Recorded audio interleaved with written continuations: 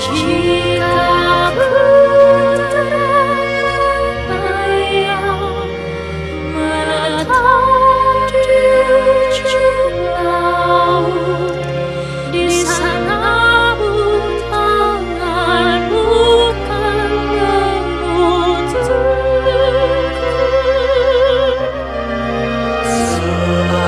Seadanya kegelapan melingkupi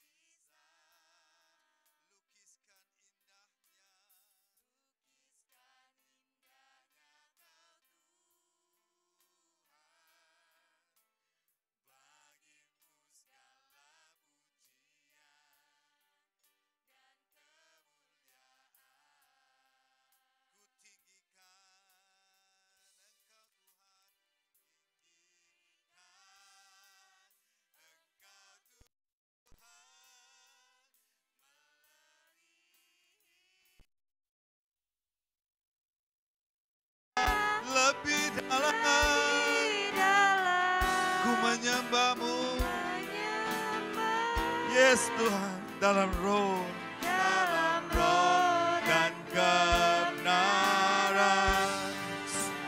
selamanya. Sungguh besar Tuhan. Sungguh besar setiamu, oh Tuhan, di sepanjang hidupku. Darah-Mu telah layakan kehidupanku. Benar Tuhan, terima kasih. Tiada kata yang bisa lukiskan indahnya Kau Tuhan. Bagi-Mu segala pujian dan kemuliaan. Ku tinggikan Yesus, ku tinggikan Engkau Tuhan, melebihi segalanya. Lebih dalam ku menyembah. Dalam roh dan kebenaran ku tinggikan Tuhan, Engkau Tuhan, segala-galanya. Oh, lebih dalam ku menyembah. Dalam roh dan kebenaran selamanya. Haleluya, amin. Terima kasih Tuhan. Kita tetap berdiri, kita akan masuk dalam doa. Oh, sungguh kami bersyukur Tuhan kepada-Mu. Sungguh kami bersyukur. Siapakah Allah seperti Allah kami? Siapakah yang begitu mengasihi kami, yang begitu mencintai kami, sehingga Dia tetap memelihara nyawa kita hari ini, memelihara hidup kita, makan minum kita, tidur kita. Terima kasih Tuhan untuk kesempatan kami boleh hadir di tempat ini, untuk kami hadir memuji-Mu, menyembah-Mu, menyembah kebesaran-Mu, keagungan-Mu, kebaikan-Mu, kemurahan-Mu. Terima kasih Bapa. Tiada arti tempat ini Tuhan tanpa kehadiran-Mu. Berikanlah kami kesempatan untuk boleh melayani, memuji, menyembah-Mu. Bersyukur atas segala kebaikan Tuhan yang Tuhan telah berikan bagi kami. Pimpin ibadah ini Tuhan, dari awal, pertengahan hingga akhirnya. Biarlah setiap kami yang hadir pada pagi ini, kami tidak pulang dengan sia-sia, tapi kami pulang dengan hati yang sukacita, damai sejahtera Allah yang berlimpah-limpah atas kami. Terpujilah nama-Mu, di dalam nama Tuhan Yesus kami berdoa. Amin. Silakan duduk.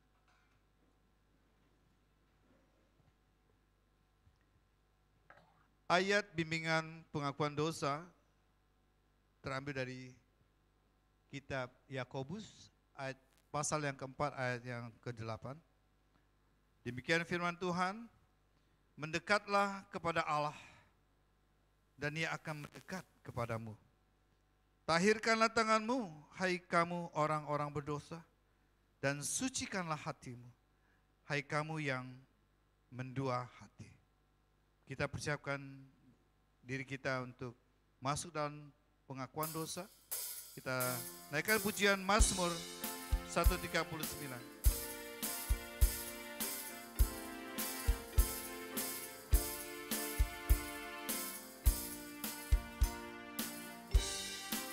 Selidikilah ya Allah,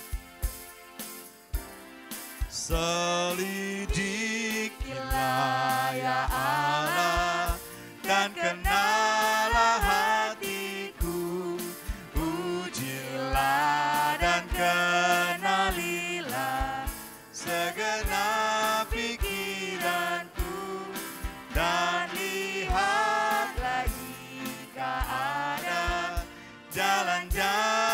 ku sesat, tuntunlah aku di jalan yang kekal.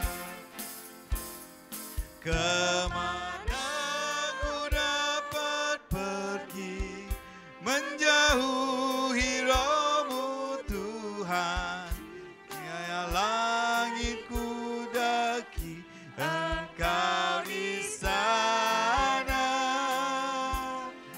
Jika ku terbang melayang, menetap di ujung laut, di sana pun tangan-Mu kan menuntunku.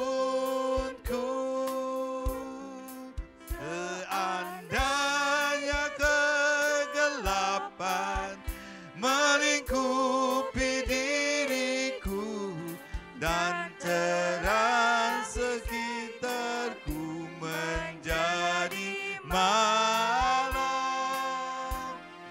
gelap tak menggelapkanku, malam pun terang bersiap.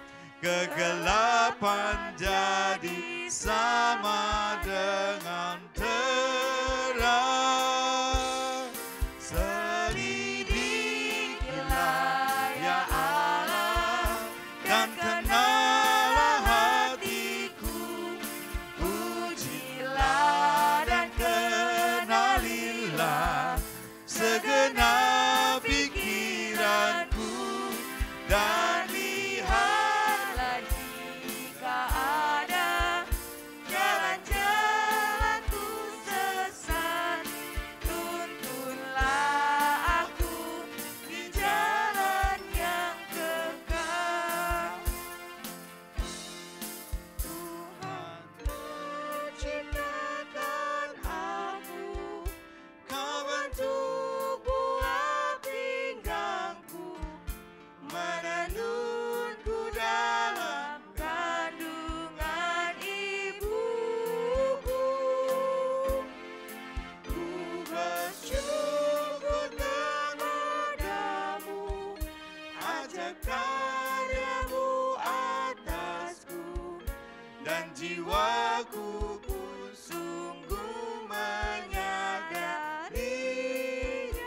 Jemaat diminta untuk bangkit berdiri. Mataku melihat aku, selagi ku bakal anak, waktuku ada di tempat tersembunyi, dan semua hari-hari ku tulis di kitab-Mu, sebelum satu hari ku jalani. Selidikilah ya Allah, dan kenalah hatiku. Ujilah dan kenalilah segenap pikiranku, dan lihatlah jika ada jalan-jalanku sesat, tuntunlah aku di jalan yang kekal. Selidikilah, selidikilah ya Allah, dan kenalah hatiku. Ujilah dan kenalilah segenap pikiranku, dan lihatlah jika ada jalan-jalanku sesat, tuntunlah aku di jalan yang kekal. Mari kita datang ke hadapan Tuhan. Bapak Ibu Saudara sekalian, mari kita minta Allah untuk boleh menyelidiki hati kita. Dan biarlah setiap kita boleh membuka hati kita di hadapan-Nya.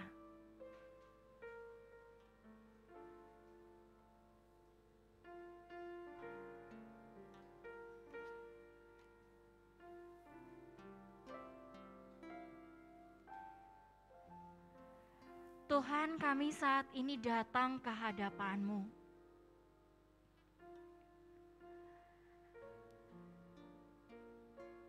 Kami mau datang dengan hati yang terbuka dan terarah, bahkan hati yang penuh dengan kerendahan diri. Karena kami tahu Tuhan, siapakah diri kami? Kami adalah manusia yang begitu dikasihi Tuhan. Tapi sesungguhnya kami adalah manusia yang gak layak mendapatkan kasih Tuhan. Karena jalan hidup kami seringkali kamilah yang pegang kendali. Kami yang lebih memikirkan apa yang baik untuk diri kami. Kami yang merancangkan segalanya untuk diri kami sendiri. Tetapi ketika itu semua tidak berjalan dengan baik dan tidak mulus jalannya, kami berlari sama Tuhan. Tetapi tetap kami mengutamakan diri kami. Tuhan, ampunilah kami.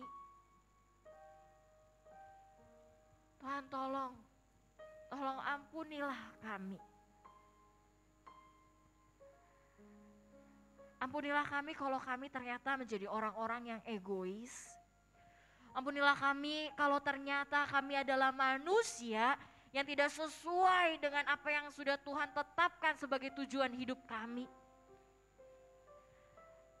Ampunilah kami Tuhan kalau kami sering membuang-buang waktu dan kesempatan untuk boleh mengutamakan Tuhan. Kami merasa hidup kami masih panjang, sehingga kami berkata, terserah saya mau ngapain dengan hidup saya. Nanti ketika saya sudah tua, saya baru datang sama Tuhan. Tuhan, ampunilah kami. Kami merasa diri kami hebat dan bisa. Tapi nyatanya kami ini gak bisa apa-apa. Tuhan, tolonglah kami. Basuhlah kami. Dan biarlah kami menyadari betapa kami ini bobrok di hadapan-Mu. Berkali-kali Engkau terus berlari untuk kami, mengejar kami, padahal kami yang jauh daripada Tuhan. Berulang kali Engkau membuka tangan-Mu untuk kami dan menerima kami kembali. Tetapi ampunilah kami Tuhan. Ternyata semua kesempatan yang Tuhan berikan menjadi sia-sia karena kami gak sungguh-sungguh di hadapan-Mu.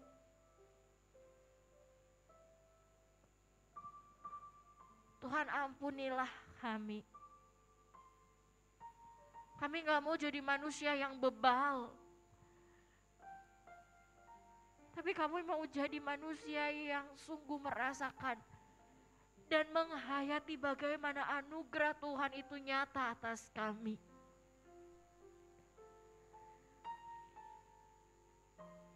Tuhan, biarlah anugerah yang Engkau boleh lakukan dan berikan buat setiap kami. Membuat setiap kami mau hidup berkomitmen untuk Tuhan. Kami mau berjuang untuk hidup kudus. Kami mau berjuang untuk hidup bagi nama-Mu Tuhan. Tolonglah kami. Biarlah Engkau yang boleh menuntun hidup kami. Terima kasih Tuhan.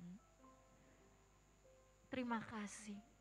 Kami naikkan doa ini kepada Juru Selamat kami, Yesus Kristus. Amin. Bapak Ibu Saudara sekalian, dengarkanlah janji pengampunan dosa yang terambil dari 1 Petrus pasal yang pertama ayat yang ke-18 hingga 19. Sebab kamu tahu bahwa kamu telah ditebus dari cara hidupmu yang sia-sia, yang kamu warisi dari nenek moyangmu itu, bukan dengan barang yang fana, bukan pula dengan perak atau emas, melainkan dengan darah yang mahal, yaitu darah Kristus yang sama seperti darah anak domba yang tak bernoda dan tak bercacat. Sungguh bersyukur bahwasannya setiap kita boleh sama-sama diampuni kesalahannya. Biarlah setiap kita yang diampuni ini sungguh mau memuji penebusku. Ku memuji penebusku dan kasih yang indah. Di atas salib ia dicerca. Ku memuji penebusku dan kasih-Nya yang indah. Di atas salib ia dicerca, karena mau menebusku. Ku memuji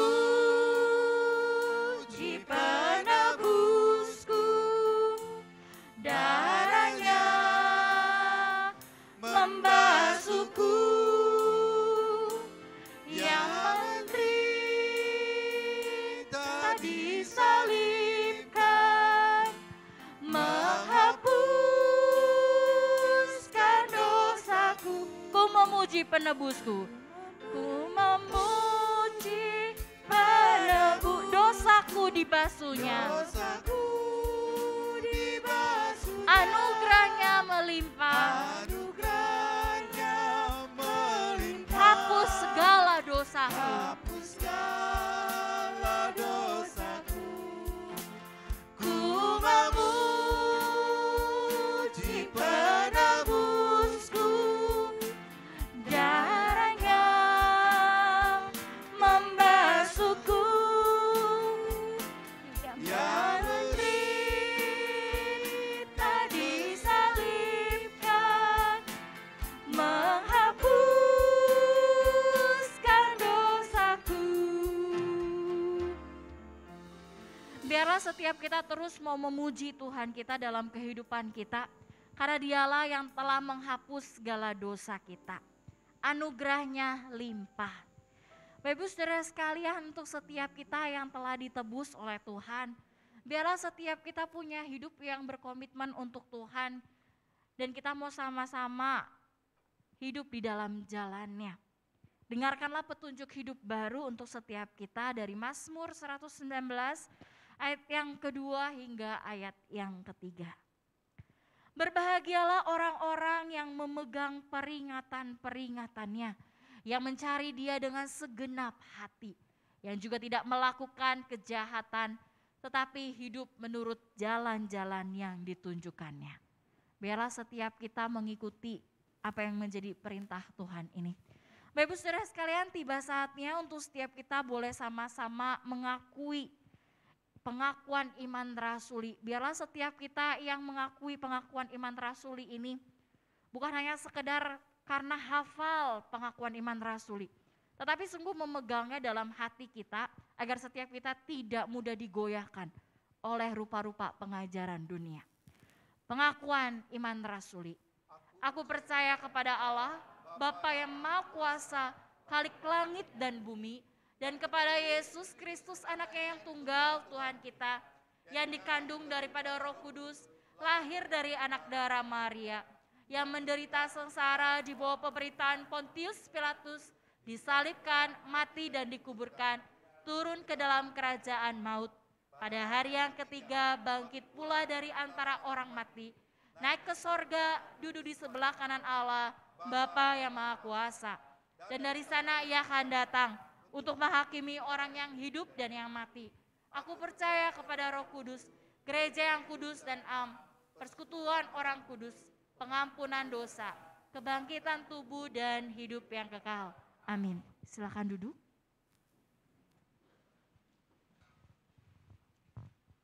Terima kasih Contoh Regina. Kita akan mendengarkan firman Tuhan yang kembali akan disampaikan oleh Guru Injil Regina. Mari kita persiapkan hati kita dengan pujian seperti rusa, rindu sungai. Bukankah setiap kita haus akan firman Tuhan? Biarlah kita tetap haus akan firman Tuhan. Itulah yang bisa menguatkan kita, yang untuk menjalani hidup kita. Firman Tuhan. seperti rusa.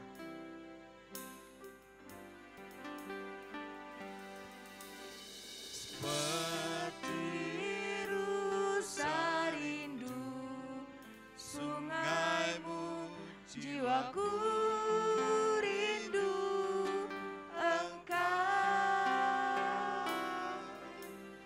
Kaulah Tuhan hasrat hatiku, ku rindu menyembahmu. Seperti rusa, Seperti rusa rindu sungaimu, jiwaku rindu Engkau.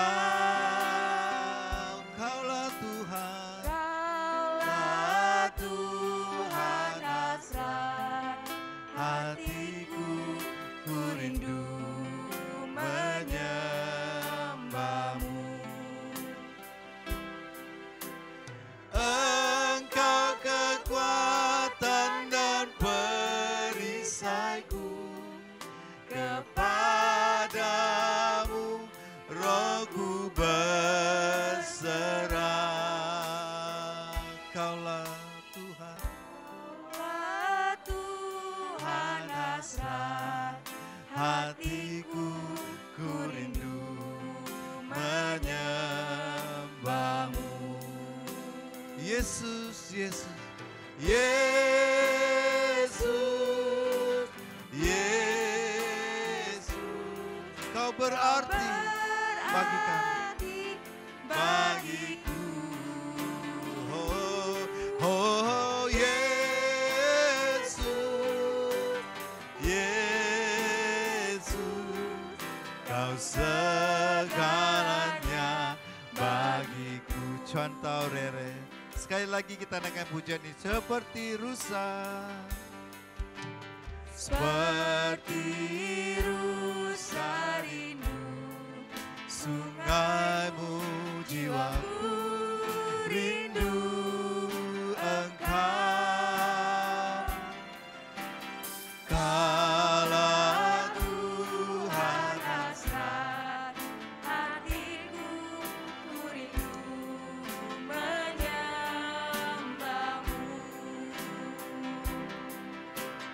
Engkau kekuatan dan perisaiku, kepadamu rohku berserah.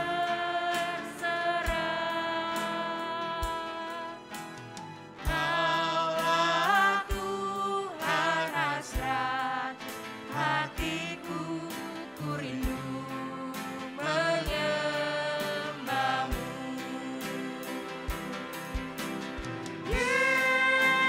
Yesus, Yesus, Kau berarti bagiku. Yesus, Yesus, Kau segalanya bagiku. Yesus, Yesus, Yesus, Yesus, Kau berarti bagiku.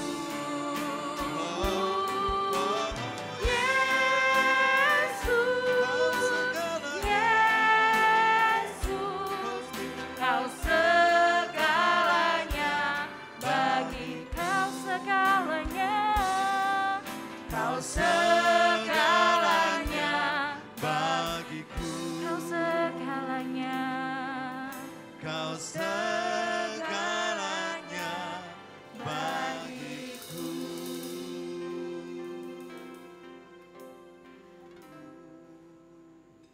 Tuhan, kami saat ini datang ke hadapan-Mu karena kami tahu Tuhan, hidup kami yang telah ditebus, kami adalah anak-anak Tuhan, dan karena itu kami mau memberikan hidup kami untuk boleh dituntun dan dibentuk oleh Tuhan. Dengan kebenaran firman yang akan kami dengarkan hari ini, Biarlah Allah Roh Kudus yang boleh bekerja dalam setiap diri kami dan berkuasa atas setiap kami. Dan kami mau sungguh-sungguh memberikan telinga kami, pikiran kami, hati kami Tuhan, untuk boleh mendengarkan apa yang menjadi isi hati Tuhan, untuk boleh kami lakukan dan kami kerjakan. Biarlah Engkau yang boleh menyentuh hati kami, dan kami mau sama-sama berkata, kami siap mendengarkan Engkau berbicara. Berbicaralah ya Tuhan melalui hamba-Mu ini. Dan biarlah Tuhan saja yang boleh memberikan pengertian dan pemahaman bagi setiap jemaat-Mu. Di dalam nama Tuhan Yesus kami serahkan waktu pemberitaan firman-Mu. Amin. Bapak Ibu Saudara sekalian, bagaimana kabarnya hari ini? Luar biasa. Sungguh kita bersyukur kalau kita boleh sama-sama hadir dan juga bersemangat dengan setia untuk boleh beribadah pada Tuhan. Hari ini kita akan sama-sama membahas satu tema, yaitu saling berbagi satu tubuh Kristus. Sebelumnya saya mau tanya nih Bapak Ibu Saudara, berasa gak sih udah bulan Juli? Ya, tiba-tiba aja udah bulan Juli begitu ya. Apa yang udah kita jalani selama hampir 7 bulan berarti ini ya, masuk 7, 6 bulan begitulah ya. Apa yang udah kita jalani sepanjang 6 bulan ini? Kehidupan yang seperti apa yang kita udah jalani? Ya, biarlah setiap kita terus dengan setia dan tekun menjalani hari lepas hari kita untuk Tuhan ya. Amin. Nah, Bapak Saudara, kita mau sama-sama membahas satu tema, yaitu saling berbagi satu tubuh Kristus. Mari kita mau sama-sama baca dari 2 Korintus pasal yang ke-8 ayat yang pertama hingga ayat yang ke-9. 2 Korintus pasal yang ke-8 ayat yang pertama hingga ayat yang ke-9. Saya akan membacakan untuk setiap kita sekalian. Bapak Ibu Saudara sekalian boleh menyimaknya. Saudara-saudara, kami hendak memberitahukan kepada kamu tentang kasih karunia yang dianugerahkan kepada jemaat-jemaat di Makedonia. Selagi dicobai dengan berat dalam berbagai penderitaan, sukacita mereka meluap. Dan meskipun mereka sangat miskin, namun mereka kaya dalam kemurahan. Aku bersaksi bahwa mereka telah memberikan menurut kemampuan mereka, bahkan melampaui kemampuan mereka. Dengan kerelaan sendiri, mereka meminta dan mendesak kepada kami, supaya mereka juga beroleh kasih karunia untuk mengambil bagian dalam pelayanan kepada orang-orang kudus. Mereka memberikan lebih banyak daripada yang kami harapkan. Mereka memberikan diri mereka pertama-tama kepada Allah, kemudian oleh karena kehendak Allah juga kepada kami. Sebab itu kami mendesak kepada Titus supaya ia mengunjungi kamu dan menyelesaikan pelayanan kasih itu sebagaimana ia telah memulainya. Maka sekarang, sama seperti kamu kaya dalam segala sesuatu, dalam iman, dalam perkataan, dalam pengetahuan, dalam kesungguhan untuk membantu, dan dalam kasihmu terhadap kami, demikianlah juga hendaknya kamu kaya dalam pelayanan kasih ini. Aku mengatakan hal itu bukan sebagai perintah, melainkan dengan menunjukkan usaha orang-orang lain untuk membantu. Aku mau menguji keikhlasan kasih kamu, karena kamu telah mengenal kasih karunia Tuhan kita Yesus Kristus, bahwa Ia yang oleh karena kamu menjadi miskin, sekalipun Ia kaya, supaya kamu menjadi kaya oleh karena kemiskinannya. Sedemikian jauh pembacaan firman Tuhan hari ini. Bapak Ibu Saudara sekalian, berbahagialah setiap kita yang dengan tekun dan dengan setia setiap waktu untuk merenungkan firman Tuhan dan juga berjuang melakukannya. Nah, udah ditampilin ya gambarnya nih. Bapak Ibu Saudara sekalian, ada yang kenal siapa sosok Bapak ini? Oh, ke sini tangannya. Bill Gates. Ya, apa yang dia kerjakan dan siapa beliau ini? Microsoft, pencipta, Oke. Orang-orang pasti mengenal dia karena dia adalah seorang yang juga termasuk orang-orang yang kaya di dunia, ya. Tetapi Bapak Ibu Saudara sekalian, dia bukan cuma sekedar kaya. Dia juga terkenal sebagai seorang yang dermawan. Apa kedermawanannya itu? Dia begitu mempedulikan orang-orang, ya, sampai dia membuat satu yayasan tersendiri tentang kemanusiaan. Dia begitu tergerak untuk boleh memperhatikan orang-orang yang miskin. Bahkan mungkin bisa dikatakan banyak uang yang dia miliki juga digelontorkan untuk hal tersebut. Kalau kita lihat orangnya ini sederhana ya. Secara berpakaian, ya seperti inilah dia. Tidak memperlihatkan dia orang yang kaya, begitu ya. Sederhana. Namun apa yang dia miliki itu melebihi setiap kita. Dan dia banyak membagikan apa yang dia miliki untuk orang-orang. Ibaratnya satu perkataan, memanusiakan manusia lainnya. Itulah Bill Gates. Bapak Saudara, mungkin ketika tadi sudah dengar soal tema saling berbagi, cepet-cepet Bapak Ibu Saudara sekalian mungkin berkata, ya saya udah belajar lah contoh, udahlah jangan lagi lah di tengah kondisi yang lagi sulit kayak gini ngomongin berbagi terus lah, udahlah. Kalau anak muda punya nadanya gini, udahlah contoh, katanya gitu ya. Bapak Ibu Saudara sekalian, kalau kita ngomongin soal berbagi, rasa-rasanya kita tuh akan berkata, nanti dulu. Seberapa banyak yang saya punya, sudah cukup atau belum? Ya, terus mungkin waktu tadi saya udah ngomongin soal Bill Gates, Bapak Ibu Saudara sekalian akan berkata, aduh contoh wajar dia mah orang kaya. Lah apa saya ini? Ya. Tetapi Bapak Ibu Saudara sekalian, jujur saja bahwasannya manusia memiliki satu natur, bukan? Yaitu mereka, setiap kita mungkin, kebanyakan lebih suka cepat menerima. Tetapi sulit untuk membagikan. Untuk setiap manusia mungkin kebanyakan cepat meminta, tetapi sulit untuk memberi.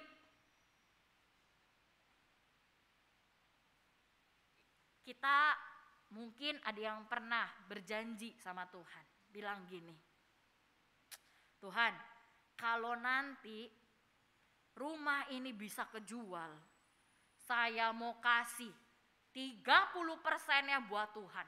Nah udah janji tuh ya, 30%-nya buat Tuhan. Lama nih nungguin rumahnya laku atau kagak, habis itu ada deh yang beli, dibeli rumahnya. Dapat uang berapa miliar begitu ya. Habis itu dia ingat, iya ya, udah janji sama Tuhan mau kasih 30%. Lihat rekening di tabungan, kok angkanya enak dilihatnya ya, nolnya banyak. Ngitung, 30%-nya tuh berapa ya? Dihitung. Waduh, kaget dia waktu habis ngitung. Lah kok banyak? Segini nih yang harus saya kasih 30%. Terus akhirnya dia mikir, nantilah saya kasih, nantilah. Terus dia investasi dulu uangnya. Nanti ya Tuhan, saya investasiin dulu uangnya. Saya pakai dulu buat investasi, nanti kalau udah tambah banyak saya janji, saya kasih uangnya yang segini nih. Dah. Nanti Tuhan, nanti. Udah nih dia investasi. Berjalannya waktu ternyata investasinya bodong. Bukan dapat uang tapi malah dapat buntung. La ilah, pusing 7 keliling. Dia langsung ngomong sama Tuhan, Tuhan, uang investasi itu tuh adalah uang yang 30% itu Tuhan. Hilang sekarang. Nah, alamak kata dia kan, 30% itulah uang yang saya mau kasih buat Tuhan, beneran deh Tuhan. Itu uangnya. Nah sekarang hilang Tuhan. Gimana Tuhan? Gimana Bapak Ibu Saudara? Dia bilang, nanti ya Tuhan, gak bisa ini Tuhan. Setelah beberapa bulan, ternyata dia dapat berkat. 30% itu kembali sama dia, ditambah 30% yang lain. Wih, seneng lah dia. Terus dia ingat lagi sama janjinya. Tuhan, 30% nih. Udahlah saya kasih buat Tuhan. Toh saya udah dapat untung 30% lagi. Kira-kira gimana Bapak Ibu Saudara sekalian? Jujur-jujuran saja. Kalau kita menyelidiki hati kita, itu yang sering terjadi bukan? Kalau udah ngomongin soal berbagi. Ini aja buat Tuhan kayak gitu ya. Lah ya gimana dengan sesamanya? Lah ya gimana sama orang-orang di sekitarnya? Sama Tuhan aja udah hitung-hitungan. Bilang ingin berbagi sampai udah janji. Tapi waktu udah ngomong janji sama Allah, ternyata dia ragu. Dia tunda-tunda dulu tuh untuk menepati janjinya. By the way boleh loh, itu PowerPoint-nya ditunjukin. Ya. Bapak Ibu Saudara sekalian, itu yang sering terjadi sama manusia. Udah janji, tapi nunda-nunda. Ya. Apa sih sebenarnya masalahnya kalau kita ngomongin soal berbagi? Apakah iya karena kita nggak punya uang? Apakah iya kita tuh benar-benar miskin? Enggak. Masalahnya bukan soal itu. Tetapi masalah sesungguhnya dari seseorang kenapa sulit berbagi adalah karena kondisi hatinya. Bukan karena kondisi materi. Bukan. Masalah sesungguhnya dari berbagi adalah kondisi hati, bukan kondisi materi. Ya, Bapak Ibu Saudara coba sekarang sambil lihat hati sendiri. Gimana kita ini? Masalah sesungguhnya dari kita sulit untuk berbagi adalah karena kita punya hati yang mungkin, maaf, pelit. Kita bilang, Cuantau ini janganlah begitu ya. Aku kayak orang Medan aku. Nah, Cuantau jangan gitu dong. Enggak, saya ini lagi kondisinya sulit. Ya saya harus dong hemat-hemat. Ya saya harus dong dahuluin apa yang dibutuhkan. Apalagi sekarang kondisinya pandemi, Cuantau. Covid menggila. Susu beruang mahal 15.000 sekarang, Cuantau, nyari di mana-mana nggak ada. Nah, itu kan butuh uang tambahan. Aduh Cuantau, boro-boro mau berbagi. Nabung 100.000 aja ini nih ampun-ampunan. Kita punya banyak alasan untuk tidak berbagi, bukan? Banyak sekali. Kita akan menghalalkan segala alasan tersebut untuk berkata, nanti saya belum berkecukupan. Nanti kalau saya udah jadi seorang Bill Gates, barulah. Kadang tuh manusia tuh suka gitu ya, Bapak Ibu Saudara. Bilangnya, nanti kalau saya sudah. Nanti kalau uang udah cair, nanti kalau arisan dapet, nanti kalau utang udah dibayar. Nah saya mau kasih. Tapi kenyataannya setelah mendapatkan itu semua, alah, maaf nih. Kalau bahasa contoh Daniel bilang, maaf nian ya, gitu ya. Kita itu alah, sampai gak jadi ngomong saya. Kita itu bakalan apa? Bakalan tetap bilang nanti. Terus aja kita bilang nanti. Jadi kapan waktunya berbagi? Bapak Ibu Saudara, inilah yang diingatkan juga oleh Paulus kepada jemaat di Korintus. Jemaat di Korintus adalah jemaat yang kaya. Jemaat di Korintus adalah jemaat yang memiliki segala sesuatu. Dan Paulus membandingkan bagian perikop yang kita baca ini dengan orang-orang yang ada di Makedonia. Korintus kondisinya kaya raya. Makedonia empot-empotan susahnya gitu ya. Sulit banget. Ya. Korintus itu adalah kondisi perkotaannya itu sangat maju, Bapak Ibu. Ya. Tetapi Korintus ini walaupun dikatakan kaya akan segala hal, tapi mereka itu menunda-nunda dalam hal memberi. Ya. Ternyata tadi waktu diomongin soal Bill Gates ada juga kan yang kayak gini ya. Kaya tapi akhirnya menunda-nunda untuk memberi. Kalau kita boleh sama-sama tahu, Korintus itu letaknya itu sangat-sangat strategis. Orang-orangnya ini beraneka ragam, pinter ya. Kebanyakan jadi pedagang. Ya, cak di Palembang inilah gitu ya.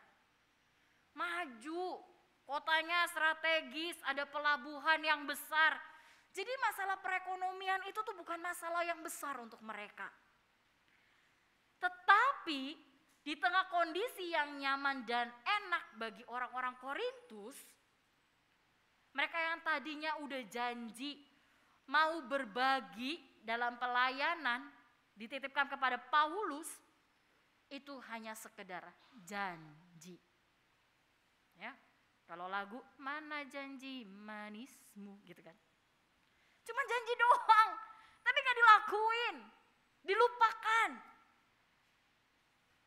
Mungkin ibaratnya adalah orang-orang Korintus ini adalah orang-orang yang waktu dengar ada sebuah pelayanan, mereka sangat tergerak hatinya.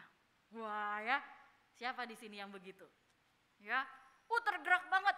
Misalnya ya sekarang ini kalau kita lihat di internet, ada banyak sekali orang-orang yang menggunakan media sosial sebagai sarana untuk memainkan perasaan. Ya, bukan sebagai pasangan begitu ya, tetapi bagaimana orang-orang mau menyentuh orang lain supaya lihat ada kondisi yang sulit di sini. Ya. Jadi mereka tergerak hatinya. Tetapi seringkali orang-orang ini yang di Korintus ini adalah orang-orang yang cuma tergerak hatinya. Berarti menggebu-gebu tahu, aduh kasihan. Aduh mereka susah ya, aduh saya mau banget bantu. Tetapi naasnya mereka cuma berhenti pada tergerak. Mereka tidak melanjutkan dorongan itu untuk menjadi satu gerakan nyata. Mereka hanya berhenti pada tergerak. Tetapi mereka lupa untuk bergerak nyata. Bapak Ibu Saudara sekalian, permisi tanya. Gimana ya setiap kita?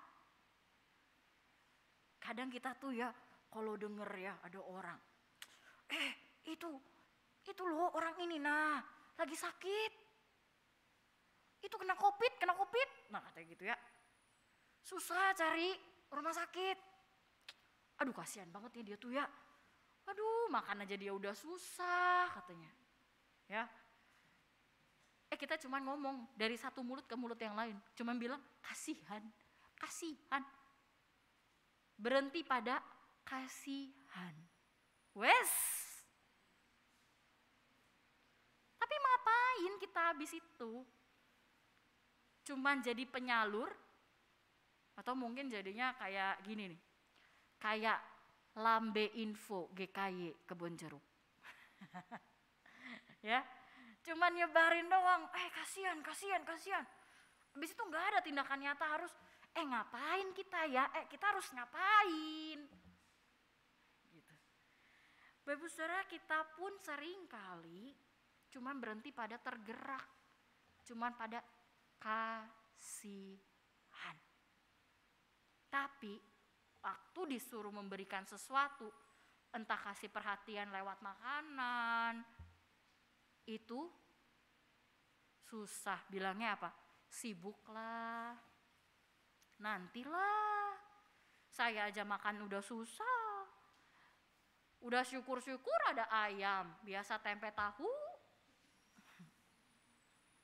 Ditambah kangkung jadi enak.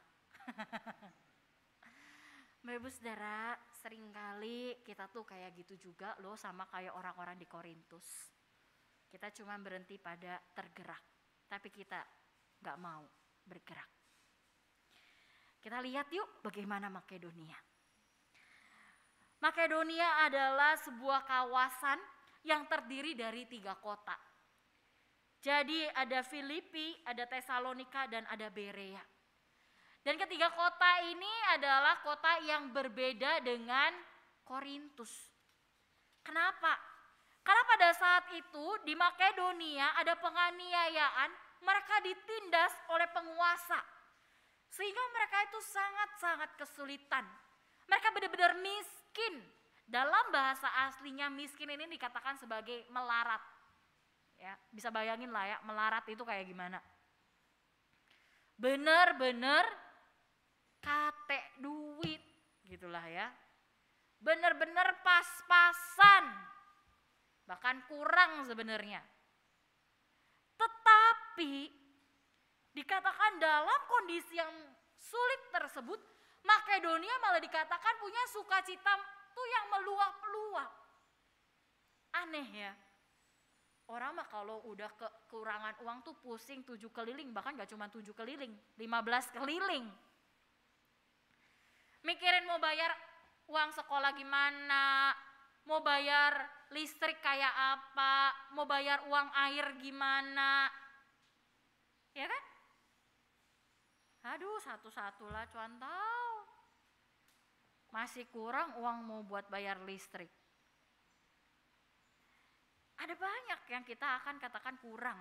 Tetapi kalau kondisi orang yang kekurangan yang sering terjadi saat ini adalah mereka akhirnya pusing, mukanya merengut, ya, benar-benar kasihan kelihatan mukanya kayak gak niat hidup gitu ya. Tetapi berbeda sekali dengan jemaat Makedonia. Mereka dikatakan punya sukacita yang meluap-luap. Karena apa? Karena mereka bergerak dalam memberi, dalam berbagi. Dalam kondisi yang sulit tersebut, orang-orang di Makedonia sukacitanya meluap. Kenapa ya? Kenapa ya Bapak Ibu Saudara sekalian, Makedonia ini orang-orang yang mau memberi. Bahkan di sini dituliskan oleh Paulus, mereka itu yang mendesak Paulus untuk boleh menerima uang dari mereka dan untuk pelayanan. Kenapa? Padahal mereka kesusahan loh. Ini bukan cerita dongeng, ini beneran terjadi. Jadi jangan sampai bilang, itu kan cuma cerita dulu, contoh. Enggak, kondisinya sama, kesulitannya sama. Bahkan lebih sulit mereka kalau saya bisa katakan. Tetapi kenapa? Apa yang menggerakkan orang-orang Makedonia ini sampai mau memberi di tengah kesulitannya? Yang pertama Bapak Ibu Saudara sekalian, karena adanya hati yang telah terpikat dan terikat kepada kasih Allah. Ketika dia telah terpikat dan terikat akan kasih Allah, hatinya itu akan terdorong untuk terus mau jadi berkat. Jadi dia gak akan berkata, nanti dulu. Tapi ketika ada kesempatan memberi, tahu ada yang kesulitan, dia akan berkata, ini waktunya. Saya ambil bagian untuk jadi berkat. Ini waktunya saya ambil bagian untuk jadi berkat. Permisi tanya Bapak Ibu Saudara sekalian, bagaimana dengan setiap kita? Adakah hati kita ini terpikat, terikat oleh kasih Allah, oleh anugerahnya? Adakah keseluruhan hidup kita kita sadari karena kemurahan Allah, penggambarannya seperti ini Bapak Ibu. Setiap kita yang jadi anak-anak waktu punya orang tua itu selalu berkata memberikan yang terbaik, benar nggak? Ya, dan saya merasakan hal itu. Dalam kondisi apapun benar atau salah, walaupun dimarahin orang tua nggak akan pernah tega membiarkan anaknya. Nggak akan. Orang tua kasih yang terbaik buat anaknya, sekalipun susah harus banting tulang cari uang. Bahkan kadang kalau anaknya mau masuk sekolah, apa yang bisa dijual karena uangnya kurang dijual. Demi anak. Lalu bagaimana sebagai seorang anak? Seorang anak yang telah merasakan bagaimana papa mamanya susah untuk dirinya. Bagaimana papa mamanya banting tulang memenuhi kebutuhan. Maka anak itu yang benar-benar ngerasain ya, yang tahu diri, yang tahu bersyukur, akan ngapain? Akan ngapain Bapak Ibu? Akan usahakan juga nggak kasih yang terbaik? Iya nggak? Yang udah kerja bakalan kasih nggak cuman 10% dari hasilnya untuk papa mamanya. Tapi akan tanya sama papa mamanya, butuh apa mah? Mau beli apa? Bener nggak? Orang tua sakit walaupun kita ini nggak ada, pasti akan usahakan nggak? Mah ke dokter lah, nanti uangnya gampang. Bener nggak? Itu anak kan? Begitu juga penggambarannya ketika seseorang itu terpikat dan terikat oleh kasih Allah. Dia nggak akan lempar-lemparan tugas. Oi, Ci, kamu lah Ci. Kamu lagi ada kan uangnya? Enggak akan seperti itu. Tapi dia akan usahakan kasih. Bapak Ibu Saudara sekalian, jemaat Makedonia telah terpikat dan terikat oleh kasih Allah. Dan ini menjadikan jemaat Makedonia mau berbagi sekalipun situasi kondisi hidup mereka itu susah.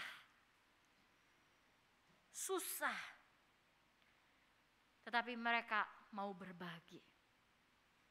Lalu yang kedua, mereka yang telah terikat dan terpikat oleh kasih Allah ini, mereka ini mengambil kesempatan yang datang kepada mereka tanpa berkata nanti. Tanpa berkata nanti.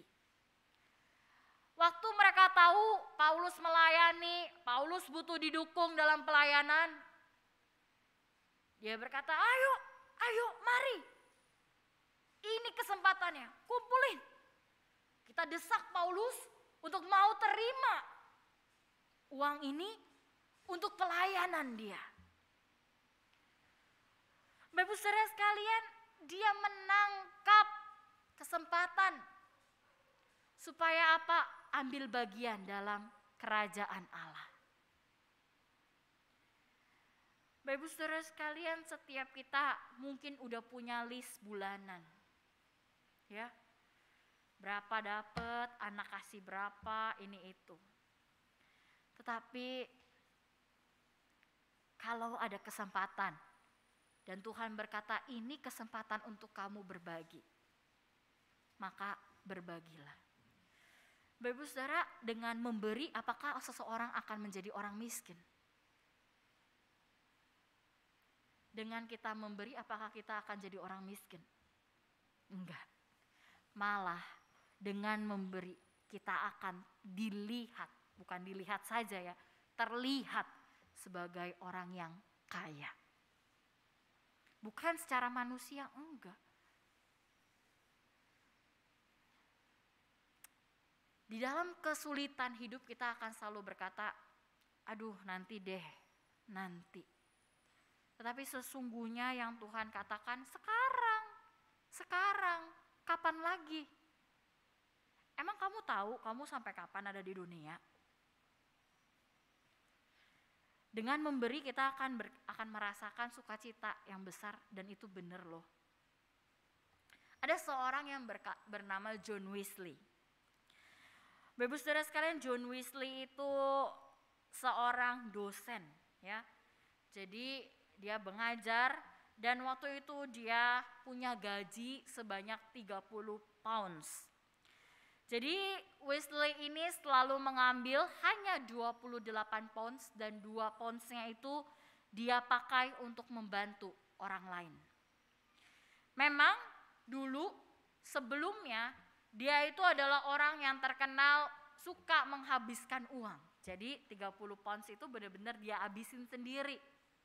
Dia beli untuk sesuatu yang menyenangkan dirinya, dia foya-foya. Tapi dia akhirnya sadar, hidupnya bukan untuk foya-foya. Hidupnya bukan untuk menyenangkan diri sendiri. Hidupnya bukan untuk mengutamakan saya harus pakai baju apa, harus pakai baju baru, model yang baru, enggak. Sampai akhirnya dari gajinya itu dia sisihkan selalu 2 pounds.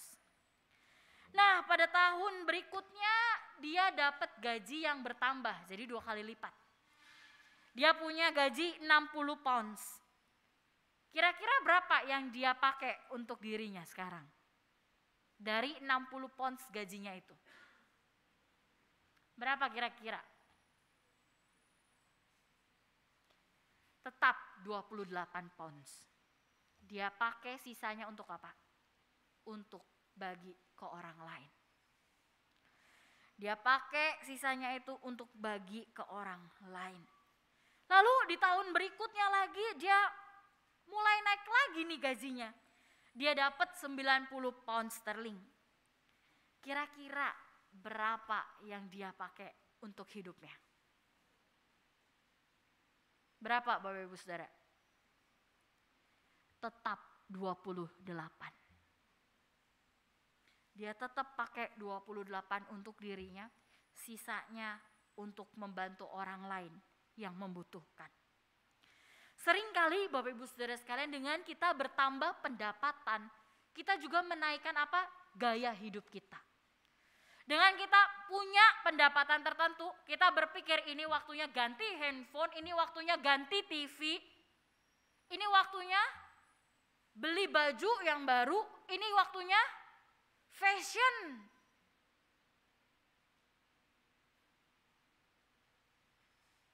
Tapi apakah iya demikian? Apakah iya kayak gitu?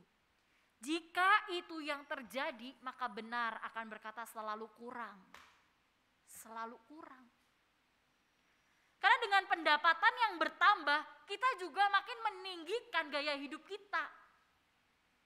Padahal sebenarnya kalau pendapatannya ada di 1 juta misalnya, dia biasa pakai 500 ribu. Pendapatannya naik jadi 1,5 juta, bisa gak tetap memakai 500 ribu? Bisa. Tetapi yang menjadi kesalahan adalah karena keegoisan diri kita. Kita yang egois, yang merasa ini milik saya, suka-suka saya. Ibu saudara sekalian, harta dunia itu gak dibawa mati. Ya. Dan harta dunia itu bukan milik kita, bukan? Siapa yang memberi? Tuhan. Maka dari itu kita mau belajar sebagai juga seorang Wesley. Kita punya, jangan hidup hanya untuk foya-foya, tapi gunakan apa yang kita punya untuk berbagi pada orang lain. Berbagi pada orang lain.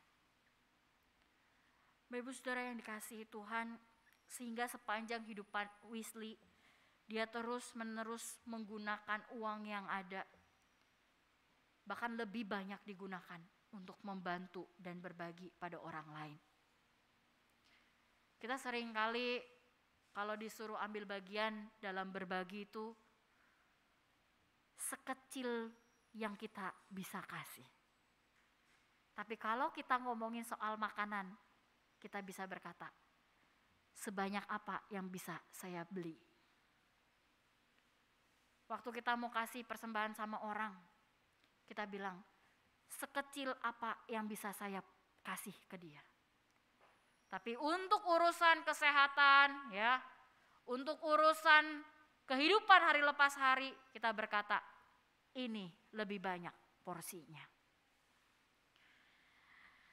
Bapak saudara sekalian, memang saat ini kondisi lagi susah. Di tengah pandemi yang udah berjalan lama, ya. Tetapi sebenarnya itu enggak jadi alasan untuk kita tidak berbagi. Itu sebenarnya tidak jadi alasan untuk kita berkata, nanti. Tapi biarlah setiap kita. Sampai saat ini masih diberkatin enggak? Masih enggak? Coba lihat diri sendiri. Tapi kalau kita lihat di luaran sana, banyak enggak orang yang lebih, kalau bahasa Jawa tuh mesakno, lebih sulit gitu ya, daripada kita.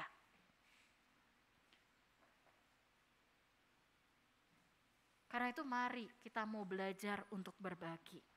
Karena sesungguhnya kekayaan hidup kita di dalam Tuhan itu adalah saat kita berani untuk mempersembahkan atau memberikan apa yang kita miliki. Karena apa? Allah kita tuh Allah yang mencukupkan, bukan? Ya. Tapi jangan cuma bilang Allah tuh mencukupkan, terus tapi kita bilang nanti saya nggak mau membagi. Salah itu teorinya. Yang benar adalah karena Allah saya mencukupkan segala sesuatu, saya nggak akan takut untuk saya berbagi apa yang saya miliki kepada orang lain. Karena Tuhan sudah membagikan hidupnya buat saya, buat engkau. Ini waktunya untuk kita berbagi. Bapak Ibu Saudara sekalian, di tengah kondisi pandemi saat ini seringkali kita juga mainin apa yang kita miliki di hadapan Tuhan. Misalnya gimana? Tuhan, saya minggu ini gak kasih dulu deh persembahan. Nanti ya Tuhan, minggu depan. Yang penting kan saya datang ibadah. Enggak. Bapak Ibu Saudara sekalian, ketika kita tahu kita hidup telah diberkati oleh Tuhan, maka kita mau kasih yang terbaik buat Tuhan. Benar? Kasih. Tapi bukan berarti ketika kita kasih banyak, kita bilang sama Tuhan, Tuhan gantiin 3 kali lipat ya. Siapa kamu, kata Tuhan. Kita memberi bukan supaya kita jadi punya berkat lebih kaya, enggak. Tapi kita memberi, membagi, karena apa? Karena kita kaya akan rohani. Karena kita kaya akan rohani. Percuma uang banyak tapi hidup tidak bahagia. Ya. Bukankah dengan kita berbagi kepada orang lain kita lebih bahagia? Amin. Amin. Dan biarlah setiap kita mau turut ambil bagian. Ketika menjalani hari tanya, Tuhan, saya harus berbagi kepada siapa hari ini? Ada orang yang kesusahan, ada orang lewat depan rumah, pengemis atau apa, kita ada makanan, ketimbang kita suka pikir, nanti makanannya mau dimakan, taunya ternyata gak dimakan kan, basi kan, dibuang kan. Kasih orang. Berbagi itu bukan cuma sekedar uangnya Bapak Ibu Saudara. Berbagi hidup kita, berbagi senyum kita pada orang, ya. Ada orang yang lagi kesulitan, lihat senyum kita bisa jadi terhibur nggak? Terhibur harusnya ya. Asal kita jangan sampai waktu ada orang kesulitan kita ketawa-ketawa, kamu kesulitan ya. Nah, itu mah minta di, itu Bapak Ibu yang jawab ya. Tapi biarlah setiap kita mengingat, kita mau punya kehidupan yang berbagi, apalagi sebagai satu tubuh di tempat ini. Tanya kepada teman-teman kita, tapi jangan dimanfaatkan. Ya. Tanyakan, bagikan, ya, doakan, itu penting. Jangan cuma sekedar berkata saya kurang, saya kurang. Kalau begitu nggak akan ada waktunya untuk kita berbagi. Biarlah setiap kita boleh mengingat bahwasannya kita yang sudah terpikat dan terikat oleh Tuhan mau terus bergerak untuk berbagi. Dan kita mau mendapatkan, mengambil kesempatan itu untuk bisa berbagi pada orang lain. Dan biarlah nama Tuhan yang dipermuliakan. Mari kita sama-sama berdoa. Bapak Ibu yang dikasihi Tuhan, mari kita boleh sama-sama mengoreksi hati kita. Bagaimana kita menjalani hidup kita, khususnya dalam hal berbagi dan memberi.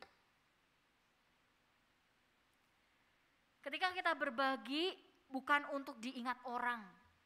Ketika kita memberi bukan untuk dikatakan sekedar terima kasih. Enggak. Tetapi semua kita lakukan untuk menghadap Tuhan.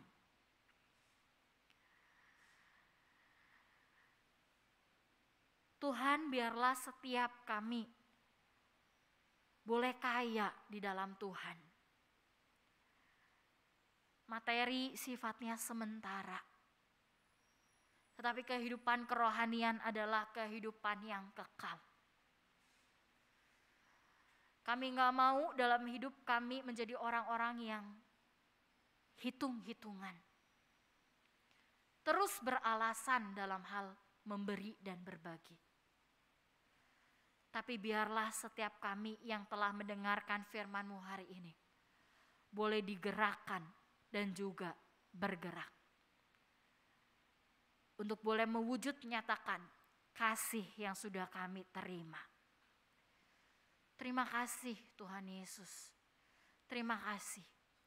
Biarlah setiap kami boleh jadi anak-anak Tuhan yang menjadi garam dan terang di tengah dunia yang gelap dan redup. Kiranya Tuhan yang boleh memampukan kami dan mengingatkan kami akan kebenaran firman Tuhan ini.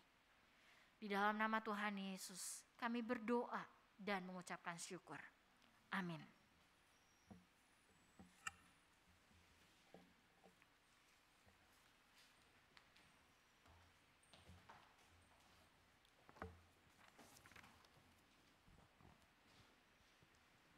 Terima kasih buat Chantal Rere yang sudah menyampaikan firman Tuhan.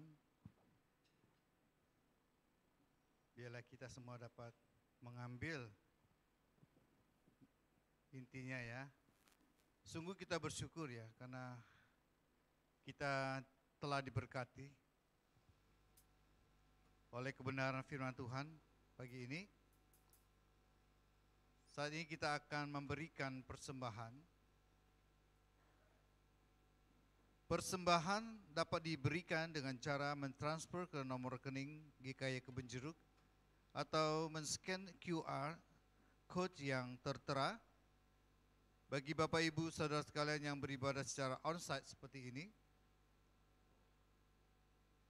dapat memberikan dengan memasukkan amplop persembahan setelah selesai ibadah. Mari kita bersukacita pada pagi ini dengan pujian Kunaikan Syukurku. Kita nyanyikan pujian dengan semangat ya. Dengan penuh sukacita kita naikkan pujian ini.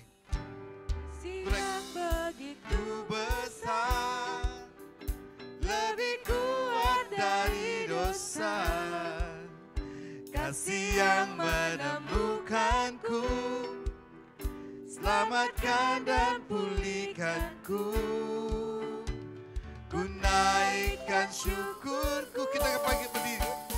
akan berhenti memuji, meninggikan nama-Mu selalu, menari, memuliakan-Mu, Dibebaskan, dibangkitkan hidup yang Kau beri dan kini hanya untuk-Mu.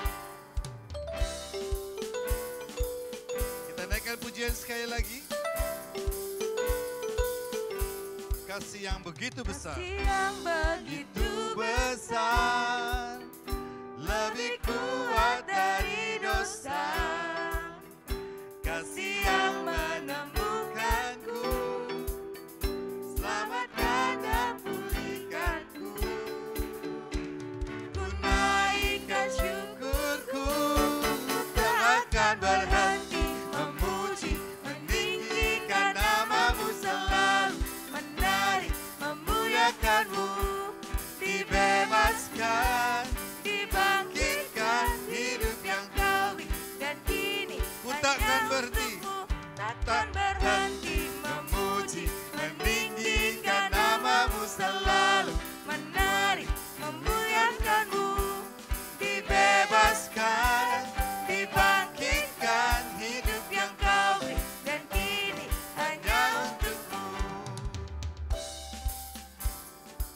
Amin.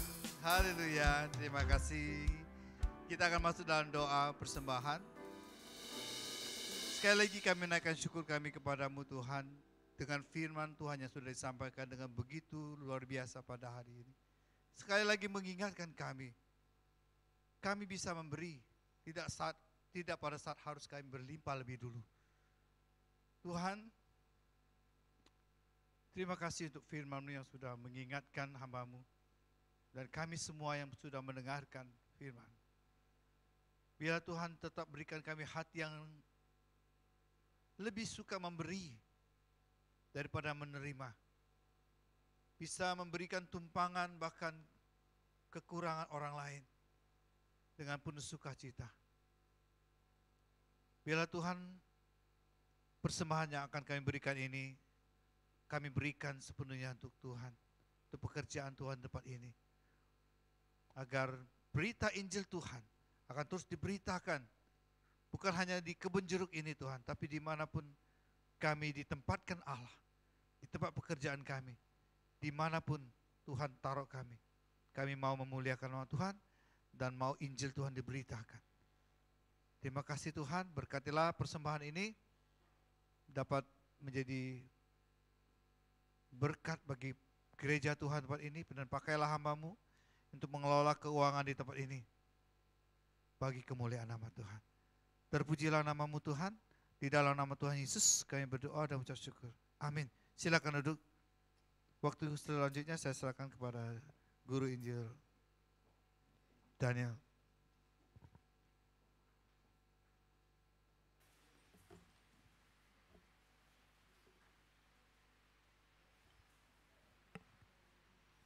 Shalom, selamat siang jemaat yang dikasih dalam Tuhan. Sekali lagi saya sapa, shalom. Bersyukur pada Tuhan, hari ini kita boleh diundang kembali untuk bisa beribadah bersama di dalam kebaktian umum hari ini. Bersyukur kepada Tuhan, saudara. Saudara, firman Tuhan hari ini tentunya menjadi satu tema yang menantang setiap kita. Ya, bagaimana tidak, saudara, kita diajak untuk bisa hidup berbagi di tengah kondisi yang sulit untuk berbagi sebenarnya. Kondisi yang mungkin memaksa sebagian dari kita rasanya untuk menghemat, ya, sebisa mungkin menghemat apa yang tidak penting-penting banget, lebih baik jangan, begitu ya. Tetapi firman Tuhan ini adalah tantangan tadi. Tapi saudara sekalian, di atas semua itu sebenarnya kehidupan berbagi lebih daripada sekedar materi. Tadi sempat disinggung ya. Saudara, saya keingat dengan satu tokoh yang belakangan ini booming di tanah air kita, yaitu Dr. Lee. Saudara tahu, dia punya rumah sakit apung yang belakangan ini kapalnya karam ya. Saudara, dia ini dengar-dengar lulusan Jerman, salah satu keturunan Tionghoa, dokter yang sukses, lulusan Jerman, balik ke Indonesia. Sebenarnya dia sangat mungkin untuk meraup keuntungan bagi dirinya sendiri, tanda kutip saudara ya. Tetapi dia memilih jalan yang lain. Dia memilih untuk membuat rumah sakit apung supaya dapat membantu masyarakat yang kekurangan dari segi pelayanan kesehatan yang baik, dan dia membantunya. Nah saudara sekalian, Dr. Lee ini tidak memberikan materi kepada mereka, tetapi apa yang bisa dia bagi kepada orang yang membutuhkan. Saudara sekalian, juga bisa dipakai menjadi berkat buat tetangga, buat komunitas gereja di tempat ini, atau siapapun di luar sana. Berbagi tidak harus selalu materi. Kalau saudara punya, saudara bagi, puji Tuhan. Tapi kalau kita yang hidupnya pas-pasan, kita masih bisa membagi kehidupan kita buat orang lain. Katakan amin pada diri sendiri, saudara. Ya. Baik, saudara sekalian, ada beberapa warta jemaat yang menjadi informasi dan penekanan bagi kita sekalian. Yang pertama, mengingatkan setiap jemaat untuk bisa tetap hadir di dalam kebaktian doa malam Kebon Jeruk, dilakukan setiap hari Selasa. Dan hari Selasa besok adalah satu penekanan penting lagi ya, mengenai firman Tuhan yang sudah kita bahas hari ini, yang akan dipimpin oleh Guru Injil Samuel dengan tema lebih spesifik, mungkinkah saya berbagi di saat krisis seperti sekarang ini. Itu ya, nanti akan dibagikan oleh Guru Injil Samuel, dan saudara bisa mengikutinya melalui Zoom atau melalui YouTube GKY Kebon Jeruk. Lalu kemudian berikutnya saudara, dihimbau kembali kepada setiap orang tua untuk bisa mengajak anak-anaknya mengikuti ibadah sekolah minggu setiap hari Minggu jam 9 pagi di YouTube GKY Kebonjeruk. Ya, ibadah hari ini. Ceritanya seru banget saudara. Ya, maka dari itu menghimbau setiap orang tua, juga kalau orang tua mau ngikut ibadah sekolah minggu dengerin ceritanya boleh juga. Gitu ya, menambah pengetahuan kita ya, seru juga sambil nyanyi saudara. Lalu kemudian informasi berikutnya, informasi dari GKY Palembang, pada akhir bulan Juni 2021, Gembala Sidang kita, Pendeta Chandra Gunawan, telah mengakhiri pelayanan di GKY Palembang, dan selanjutnya beliau akan mengambil cuti studi ke STT Saat yang ada di Malang. Acara perpisahan Pendeta Chandra Gunawan telah dilakukan hari ini saudara di GKY Pusat 4 Juli 2021. Saudara juga bisa mengikutinya via online ya sepulang dari ibadah ini. Dan hari ini juga jabatan Gembala Sidang sementara adalah Pendeta Surya Sudipan. Kita terus berdoa supaya Tuhan yang juga boleh menolong baik Gembala Sidang kita, Pendeta Chandra Gunawan, juga Gembala yang menggantikan Pendeta Surya agar diberikan hikmat di dalam memimpin gerejanya. Berikutnya saudara, informasi bagi kita. Bersyukur pada Tuhan, acara Balon itu belajar Alkitab liburan online telah berjalan dengan baik. Oke, disilakan videonya.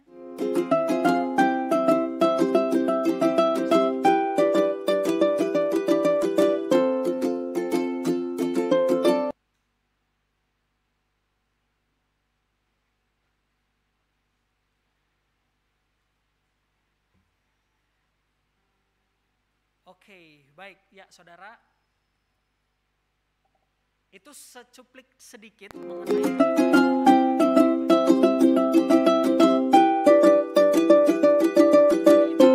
hari yang kedua.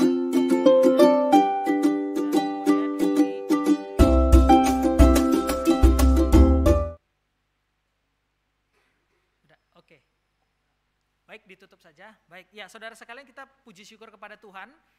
Anak-anak kita telah mengikuti acara ini dari tanggal 1 hingga tanggal 3 Juli kemarin, dan bersyukur pada Tuhan yang mengikuti acara ini 25 anak-anak. Ya, 25 orang anak-anak, dan kita terus doakan di waktu berikutnya akan ada acara ini lagi. Saya dengar bocoran dari Guru Injil Regina, akhir Desember akan diadakan lagi rencananya. Ya. Jadi dihimbau juga untuk setiap orang tua atau anak-anaknya sudah mengikuti untuk bisa mempromosikan acara yang sangat baik ini supaya anak-anak kita juga boleh terus bertumbuh di dalam pengenalan dan pengetahuan yang benar akan firman Tuhan. Lalu berikutnya ada juga timba saudara. Ada videonya juga.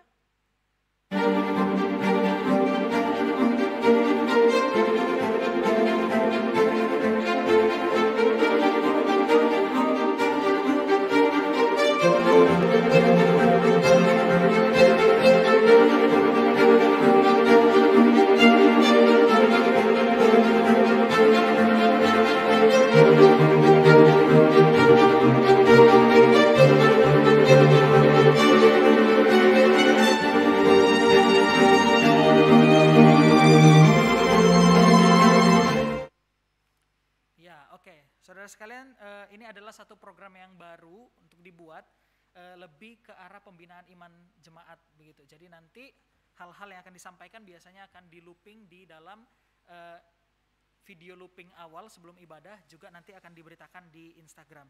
Oke, berikutnya ada aplikasi GKY Kebonjeruk. Mungkin ditampilkan saja ya fotonya. Baik, saudara sekalian, kita bersyukur pada Tuhan atas kebaikannya, maka gereja kita di tempat ini sudah memiliki aplikasi berbasis Android. Sekali lagi berbasis Android saudara, jadi bisa di-download di handphone atau smartphone yang menjalankan operating system Android. Untuk sementara yang Apple, iOS itu masih dalam progress, kita terus doakan saudara. Tetapi bagi saudara sekalian yang memiliki handphone Android, maka saudara sudah bisa mencarinya di Play Store dan mengetikkan saja kata kunci GKY Kebonjeruk. Di dalam aplikasi ini saudara nantinya bisa mendaftar untuk ikut ibadah secara online. Juga di dalamnya ada informasi berkenaan dengan lokasi gereja, lalu kemudian nomor telepon tata usaha, Di sana juga ada warta jemaat, ada kegiatan-kegiatan gereja, lalu berita-berita penting seperti misalkan kedukaan atau ulang tahun dan lain sebagainya. Begitu ya, informasi mengenai Komsel juga terdapat di situ. Maka dari itu saudara bisa untuk mendownloadnya, dan jangan lupa untuk review aplikasi ini di Google ya. Jadi supaya ketika kita mengetikkan nama GKY, nah GKY Kebon Jeruk ini yang muncul begitu di pencarian, kotak pencarian paling atas. Jangan lupa kasih bintang 5 dan tulis kolom komentarnya subscribe. Ini kenapa jadi promosi juga ya? Ya karena memang ini promosi juga salah satunya saudara, begitu ya. Nah itu saja yang bisa disampaikan kepada kita. Untuk warta jemaat juga seluruh kegiatan gereja lainnya saudara bisa lihat dan download di dalam kolom deskripsi channel YouTube kita GKY Kebon Jeruk. Demikian warta yang bisa disampaikan kepada kita pada siang hari ini. Kita akan menutup, saya undang jemaat untuk bangkit berdiri. Jemaat sekalian, mari kita dengarkan ayat pengutusan yang terambil di dalam Ibrani 13 ayat 1 hingga 2a. Firman Tuhan berkata, peliharalah kasih persaudaraan, jangan kamu lupa untuk memberi tumpangan kepada orang. Mari saudara sekalian kita kembalikan seluruh pujian, hormat dan kemuliaan, kita naikkan doksologi. Puji Allah Bapa Putra, puji Allah Roh Kudus, ketiganya yang esa. Pohon selamat sumber berkat. Amin.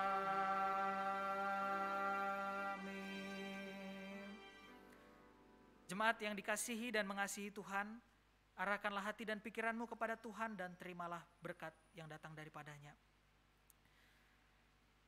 Tuhan kiranya memberkati kita dan melindungi kita. Tuhan menyinari kita dengan wajah-Nya dan memberikan kepada kita kasih karunia. Tuhan menghadapkan wajah-Nya kepada kita sekalian dan memberikan kepada kita damai sejahtera. Jemaat yang dikasihi dalam Tuhan, terimalah berkat daripada Allah Tritunggal itu dan jadilah saksi Kristus dimanapun engkau berada, mulai dari siang hari ini sampai selama-lamanya. Amin.